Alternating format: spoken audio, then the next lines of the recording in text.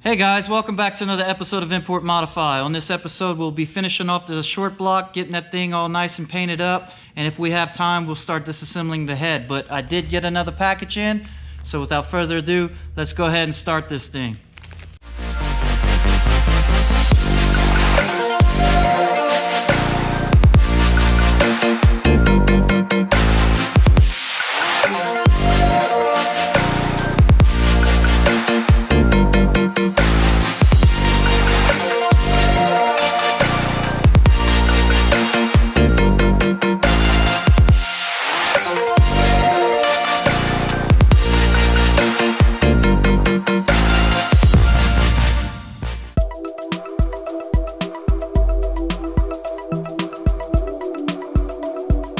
Alright, so we got us an intercooler now, and I decided to go with a smaller intercooler because I'm not too sure exactly how a big intercooler is going to affect the boost lag.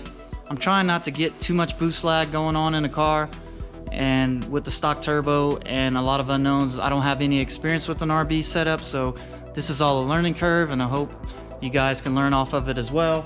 That's the whole reason why I do these things. It's a learning experience and a journey that we can all follow through with. But I decided to go with the smaller one, and it'll fit just fine in front of the air dam, and that's just what I was really looking for, was it to cover up the air dam and give it that nice tuner look with the intercooler front mounted. But let's go ahead and see exactly how it's gonna look right there in front of the car. Now I'm not too sure how the bumper cover is going to be fitting on this thing once I get it. I'm gonna get me an aftermarket polyurethane bumper cover. It'll probably be mounted somewhere like along this line right here. And looking at the dimensions of it, it's gonna fit just fine in front of the air dam. So that is a good thing. But I couldn't beat the deal that I got on it. I got it for like 60 bucks shipped, and that was really cheap. So I decided to go ahead and get it. I still gotta get the intercooler piping and everything and figure that all out, but we still got time before that all happens. And what I plan to do is, once I get the engine and everything done, I'm gonna end up putting it into the chassis, and then from there I'll be deciding where exactly I'm gonna be placing everything. Now, on the RB engine, the power steering pump sits on the driver's side, I believe, and our reservoir is on the passenger side, so that's gotta be relocated. I'm not a big fan of this relay box right there, so we're gonna end up probably relocating that as well, but I need to get everything mocked up once the engine and everything's done, so that I can see exactly where I'm gonna place things, and that way I can know better to mark off the holes that I wanna fill in, weld in, and shave off. So it's kind of the game plan I got going on with this car. So, yep, it's pretty much the plan, man. Okay, let's go ahead now, and we're gonna start things off on the engine block. We still have some things to do before we get to the prep and painting. So we still have to take off the rear assembly right here for the rear main seal. We still have to take off the oil pump right there. Take off the NOx sensors, little spigot right there for the coolant, and another spigot right here for coolant as well, and the hoses. And then after that, we'll start the cleaning of all the rust and everything, trying to get everything prepped up and clean. And I'm gonna use my angle grinder with the wire brush adapter to get most of the corrosion off of the block.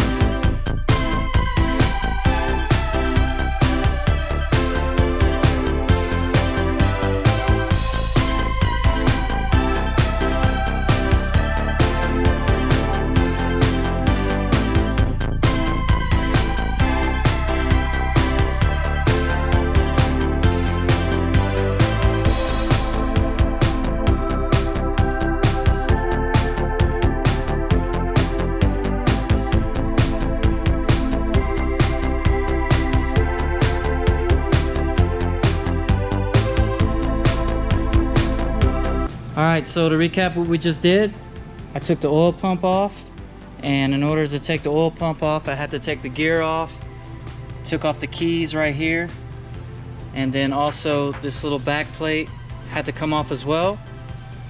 There's the bolts right there for the oil pump, and then also had to loosen those bolts off on the back assembly to take the rear main seal assembly off, and that was a little bit of a booger to get out. I'm not gonna lie, it was on there really good and I had to pry on it, and I did crack it just a little bit right there on the assembly, but it's not a big deal. It's where the set pin goes, so that's good and still reusable. And then I also took off all of the little spigots right there for the coolant, one for the oil. Actually, that's the passenger side. So coolant spigot, the knock sensors, the ground, and also I took off the other oil drains here and here. So we're good now. The block for the most part is ready to go.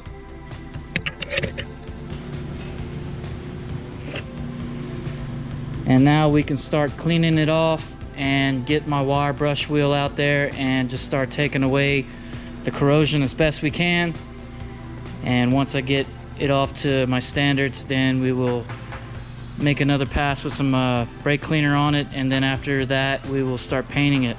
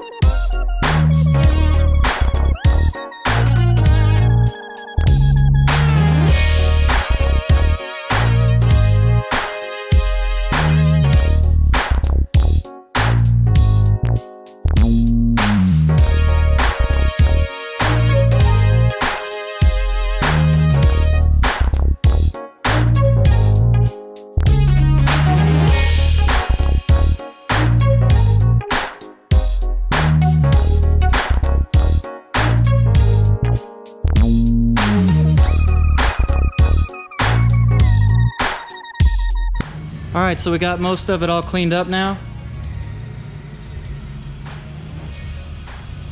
Still got a little bit more work to do, but I'm going to have to get into the finer edges with some Scotch-Brite. But most of it is pretty much taken off now.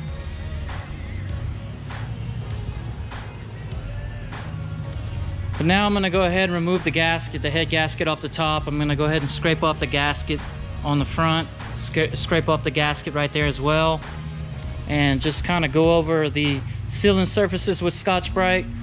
And after I get that all cleaned up and get the finer little corners taken care of, we will start painting this bad boy. So let's go ahead and get this thing going.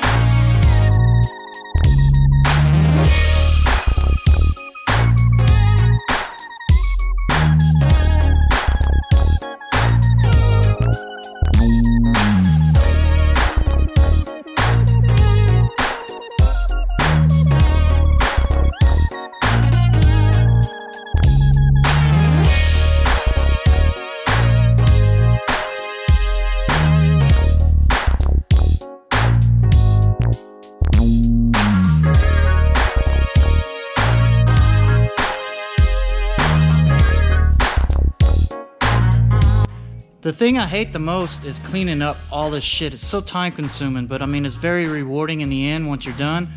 But if you looked at the pistons in the last clip or previous clips, you saw how sooted they were.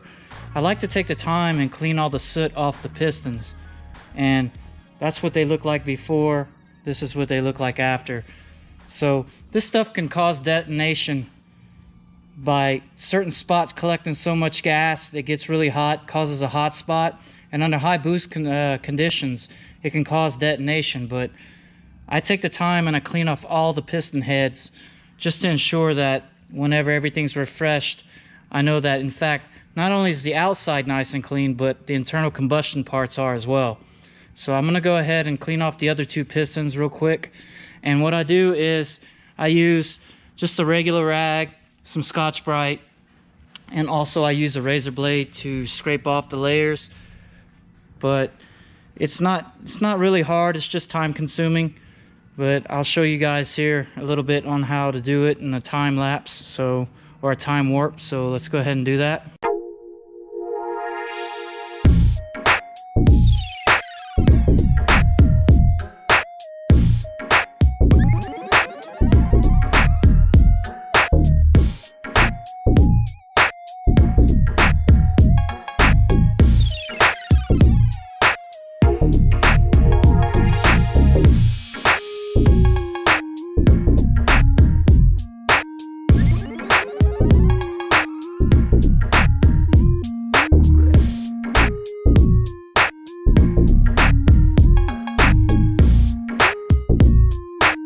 Alright, so everything's clean for the most part on the block. I got it as best as I could.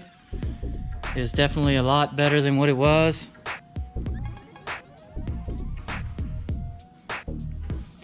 So now I need to tape and mask off all the areas that I don't want paint to get to. We're going to go ahead and do that. Then after that, she's ready to be painted. So let's go ahead and start it.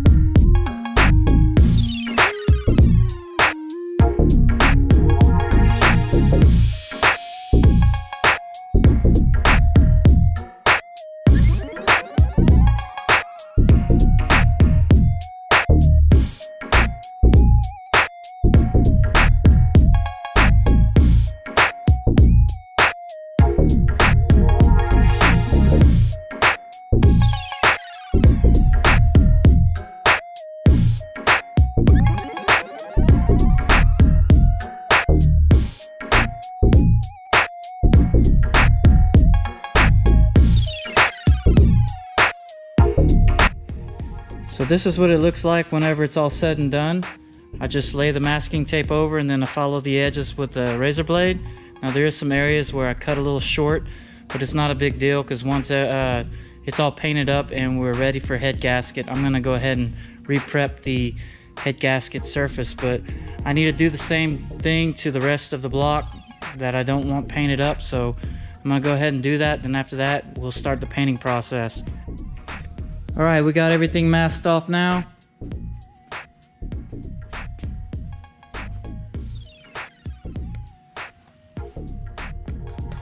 So let's go ahead and throw some paint.